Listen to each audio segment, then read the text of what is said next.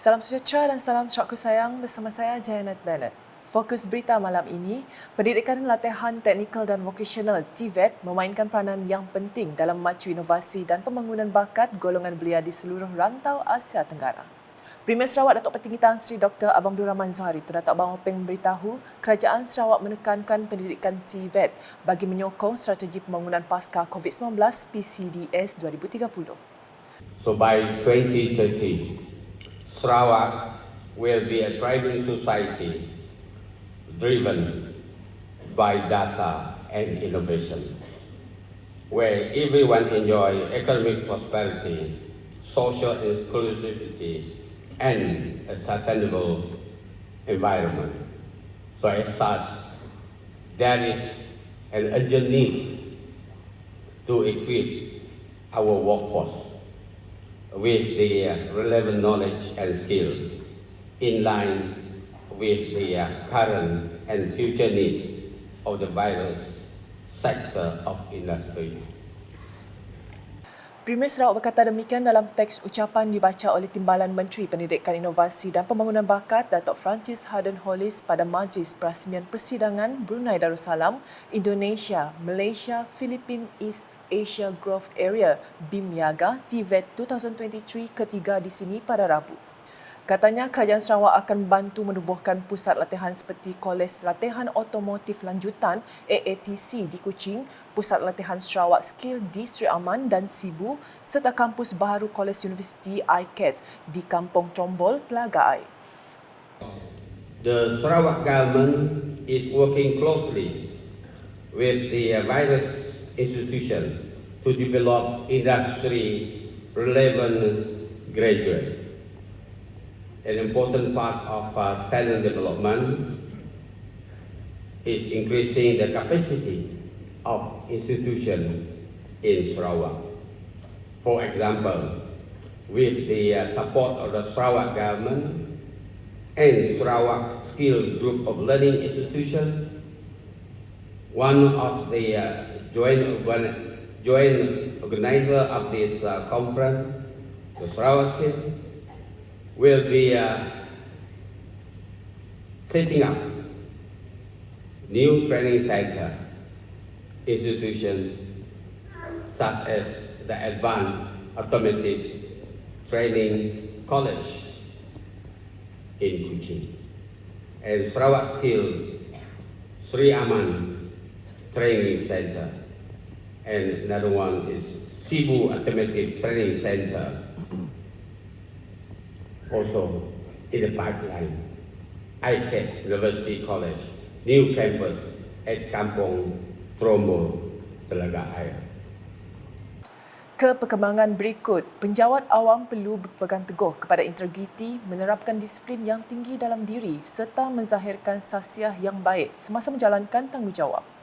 Timbalan Premier Sarawak merangkap Menteri Kesihatan Awam, Perumahan dan Kerajaan Tempatan Datuk Seri Profesor Dr. Sim Kui Hian berkata, penjawat awam perlu menjalankan tanggungjawab terhadap kementerian, agensi atau pihak berkuasa tempatan dan tidak mengutamakan kepentingan peribadi agar tidak melanggar undang-undang, peraturan dan garis panduan yang berkuat kuasa. In general, our ministry is one of the ministries in Sarawak that has a huge responsibility because we supervise and monitor three main agencies, namely DID, Sarawak Sewage Department, Sarawak Housing Corporations, and 24 local authorities in Sarawak. And each agency and local authorities under the ministry have its own role, especially pertaining to development projects to ensure the well-being of the rakyat. It's not only just development of projects, because our agencies, right, are in the front lines, in the front lines, and fortunately, with the most complaints, we see the most complaints, and unfortunately, it's not with the most amount of money. Often, right, people always highly visible ministry. Many complaints are received and channeled to the relevant ministry agencies and local authorities regarding the awarding of project and services tender to tenderers who have personal interest with the officers responsible for managing the projects. Beliau berkata demikian dalam Majlis Perasmian Hari Integriti MPHLG 2023 di bangunan Dewan Undangan Negeri Dun Sarawak di Kuching pada Rabu. Dalam pada itu, Datuk Seri Profesor Dr. Sim menjelaskan beliau percaya aduan yang diterima oleh kementeriannya itu berlaku atas dua sebab. The first is due to people misunderstanding of procurement procedures such as through tenderers and quotations for a project or service. The second is due to personal interest officer who manage project or services that lead to corruptions. Bagi menyelesaikan aduan-aduan yang diterima, beliau menjelaskan komitmen pengurusan boleh ditunjukkan melalui pengisytiharaan, kepentingan dan kerahsiaan semasa sebarang mesyuarat yang melibatkan projek atau perkhidmatan. Beliau turut menegaskan kepada kakitangan MPHLG dan setiap agensi serta PBT untuk memastikan pelaksanaan inisiatif di bawah Pelan Anti Rasuah Organisasi OACP yang dilakukan mengikut jangka masa yang ditetapkan bagi mencapai objektif yang telah digariskan bermula tahun ini. Sejurus selepas berucap, Timbalan Premier Sarawak bersama tetamu terhormat menyaksikan bacaan lafaz ikrar bebas rasuah yang diketuai oleh Ketua Penolong Setiausaha Kanan 1 MPHLG Abu Bakar Sepawi. Ia disusuli dengan majlis menandatangani watikah ikrar bebas rasuah yang dilakukan oleh Timbalan Setiausaha Tetap MPHLG Elizabeth Loh dengan disaksikan Pengarah Suruhanjaya Pencegahan Rasuah Malaysia Sarawak Muhammad Zaki Hassan di hadapan Datuk Seri Profesor Dr. Sim serta tetamu kehormat. Selanjutnya mengenai Kerajaan Sarawak sedang merancang untuk menstruktur semula dan menaik taraf Mahkamah Bumiputera Sarawak. Menurut Timbalan Menteri di Jabatan Premier Sarawak Undang-Undang dan Adat Bumiputera Jefferson Jamid Unyat, kajian yang dijalankan oleh pihak konsultan dalam hal itu telah siap dan langkah seterusnya adalah untuk memajukan rekomendasi dalam laporan kajian tersebut kepada Kabinet Sarawak. Secara pribadi, saya yakin dan berharap agar Kerajaan Negeri akan meluluskan program transformasi mahkamah ini atau Transformation Master Plan for the Native Courts of Sarawak yang bagi mahkamah dicadangkan, dan juga ini melibatkan satu rang undang-undang yang baru ini akan dibentangkan kepada Dewan Undangan Negeri. Sekiranya diluluskan rang undang-undang ini nanti, rang undang-undang Ordinan Mahkamah Bumiputera yang baru itu akan mengganti Ordinan Mahkamah Bumiputera tahun 1992 yang ada sekarang. Dan secara ringkasnya, struktur mahkamah sekarang akan distruktur semula dan di bidang kuasa mahkamah akan diperluaskan. Beliau berkata demikian semasa berucap dalam majlis makan malam sempena lawatan kerjanya ke Mahkamah Bumiputera bahagian Miri pada Isnin.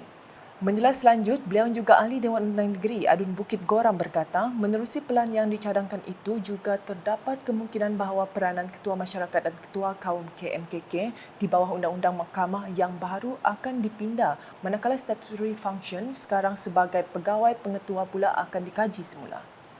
Tetapi apa yang mungkin tidak berubah ialah sebagai pegawai ialah peranan kaum ketua masyarakat dan ketua kaum sebagai penjaga atau kastodian yang dapat melihara atau promote dan safeguard adat-adat kaum Bumiputera agar adat-adat tersebut juga kekal dan juga berkembang mengikut zaman dan arus pembangunan negeri Sarawak.